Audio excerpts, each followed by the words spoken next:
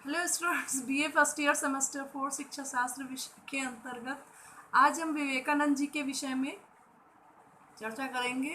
पिछले वीडियो में हमने लाइफ स्केच के बारे में और एजुकेशनल फिलॉसफी शैक्षिक विचार के अंतर्गत हमने उद्देश्य के बारे में पढ़ा था कि उनके अनुसार उद्देश्य क्या है, टीचिंग मेथड क्या है, इसके बारे में हमने चर्चा की थी। आज हम अनुशासन, जन शिक्षा, नारी शिक्षा और शिक्षक शिष्य के बारे में चर्चा करेंगे कि वो क्या विचार रखते थे इन सब चीज़ों के विषय में। तो अनुशासन के विषय में विवेकानंद जी के विचार थे कि बच्चे को स्वतंत्र छोड़ देना चाहिए, उस पर दबाव नहीं देना चाहिए, उसको शारीरिक दंड नहीं देना चाहिए, उस पर जोर ज़बरदस्ती से शिक्षा ग्रहण करने के लिए दबाव नहीं डालना चाहिए, बल्कि उसको प्रोत्साहित करना चाहिए, उसको मोटिवेट करना चाहिए। तभी जो है बच्चा जो है आगे अग्रसर हो पाएगा, शिक्षित हो पाएगा। तो वो किस अनुशासन के पक्षधर में थे, ऐसा क्वेश्चन आ सकता है। तो इसके लिए एक ऑप्शन है कि मुक्तियात्मक अनुशासन के पक्षधर में थे।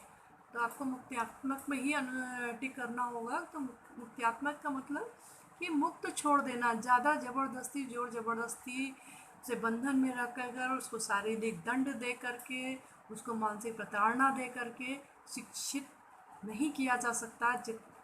जितना ज़्यादा से ज़्यादा उसको हम फ्री छोड़ेंगे, उतना ही ज़्यादा से ज़्यादा वो शिक्षा ग्रहण करेगा। ऐसा विवेकानंद जी का विचार था।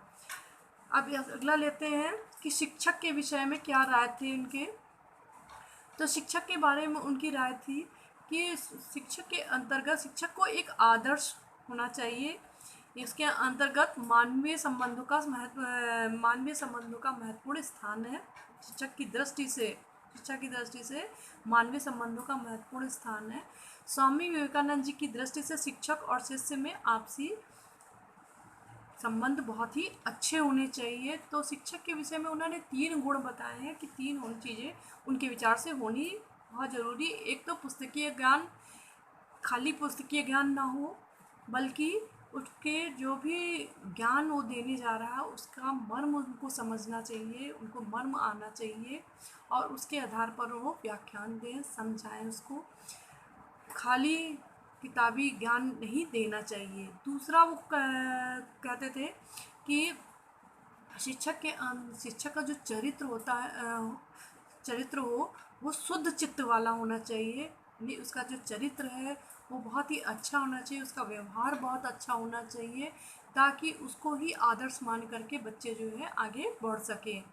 थर्ड, उन्होंने कहा था कि शिक्षक को खाली स्वार्थ भावना से शिक्षा नहीं देनी चाहिए, बल्कि खाली धन से संबंधित या स्वार्थ भाव से संबंधित इस तरह से या यश प्राप्त करने के लिए जो है सेवा भाव नहीं करना चाहिए, बल्कि सेवा भाव के अंतर्गत नर से नारायण की सेवा वाले विचार से प्रेरित होकर के ही शिक्षा देनी चाहिए। यानी ऐसी शिक्षा दें बच्चों को जिसमें स्वार्थ ना हो, यश प्राप्ति का ना हो, या किसी को विचारों का हनन करने वाली ना हो। ऐसे विचार वाली शिक्षा नहीं देनी चाहिए, बल्कि शुद्ध चित्त से, अच्छे चरित्र से बच्चों को और बिना स्वार्थ के शिक्षा बच्चों को देनी चाहिए। साथ ही गुण उन्होंने विवेकानंद जी ने शिक्षक के बारे में कहे थे। अब एक छात्र के बारे में उन्होंने कहा कि छात्र भी आजकल व्यवहार संतोषजनक नहीं है। तो उन्होंने कहा है कि छात्र के अंतर्गत भी उसकी वाणी शुद्ध होनी चाहिए, उसका कार्य में पवित्रता होनी चाहिए, उसके विचार अच्छे होने चाहिए, और विद्यार्थी उसे ही उन्होंने कहा है जिसके अंदर वास्तविक इच्छा हो शिक्षा ग्रहण करने के लिए, वही असली विद्यार्थी है। उस अच्छे विद्यार्थी के गुण के अंतर्गत उन्होंने ये भी कहा है कि करने वाला होना चाहिए, उसके अंदर परिश्रम करने की क्षमता होनी चाहिए। तभी जो है क्या कहते हैं वो विद्यार्थी है, तभी वो शिक्षा ग्रहण कर लेगा या शिक्षा के मन को ग्रहण करने में सक्षम हो पाएगा। तो ये शिक्षक और शिष्य के विषय में थे। अब है नारी शिक्षा के विषय में उन्होंने क्या कहा था कि नारी शिक्षा के विषय में उन्होंने कहा था कि नारी और पुरुष की शिक्षा में भिन्नता नहीं होनी चाहिए, दोनों को समान रूप से शिक्षा देनी चाहिए। इनको पुराण, इतिहास, गृह कार्य, शिल्प, गृहस्थी के सारे नियम इत्यादि वर्तमान विज्ञान की सहायता से समझाने होंगे, और आदर्श चरित्र गठन करने की उपयुक्त नीतियों की भी शिक्षा देनी होगी। ये चीज़ उन्होंने कही थी। उन्होंने धर्म, शिल्प, विज्ञान, गृह कार्य, रंधन, जीना, शरीर पालन आदि सभी विषयों का स्थूल मर्म सिखलाना होगा। खाली किताबी ज्ञान नहीं देना है, बल्कि मर्म सिखलाना है, ताकि वो उन सब विषयों में उनकी आंखें खुल सकें और आगे वो देश को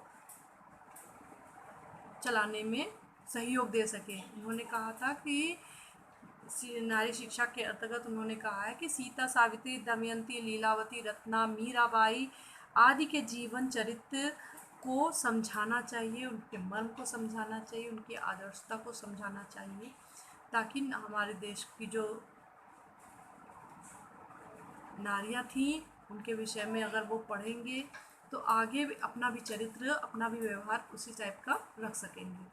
तो ये थी नारी के बारे में उनके विचार। अब हम जान लेते हैं मास एजुकेशन या जन शिक्षा के विषय में उन्होंने क्या कहा था। तो जन शिक्षा के विषय में उन्होंने यही कहा था कि जब रामकृष्ण मिशन की जब स्थापना की थी, तो उन्होंने जो है अपना व्याख्यान दिया था। उन्होंने यह पर कहा था कि विद्या दान तथा ज्ञान दान पर अधिक बल देना चाहिए, यानी नान्यः पंथा विद्यते अयनाय, यानी शिक्षा दो और शिक्षा दो। गरीब वर्ग को, जन समुदाय को शिक्षा देना बहुत ज़रूरी है, ताकि वो आगे चल कर के उसी शिक्षा के बल पर के आत्मनिर्भर बन सके, और जब ये आत्मनिर्भर बन जाएंगे तभी देश का विकास हो पाएगा। तो इस टाइप से आपका जो है ये विवेकानंद जी का पूरा चैप्टर ख़त्म होता है। बहुत सारे क्वेश्चन आपके इसमें आ सकते हैं, जैसे उनका गुरु का नाम पूछ सकते हैं, तो उसके बाद उनके जो शैक्षिक विचार के अंतर्गत अनुशासन के विषय में पूछ सकते हैं, और वो स्वामी जी किसके अग्रदूत थे, या वास्तविक शिक्षा वह है जो मनुष्य में विकास करती है, उसमें वो क्या कहना चाहते हैं, इस तरह की, या वो शिक्षा के विषय में उनके क्या राय थे, नारी शिक्षा के विषय में क्या राय थे, इस टाइप से आपके क्वेश्चन पूछे जा सकते हैं। धन्यवाद।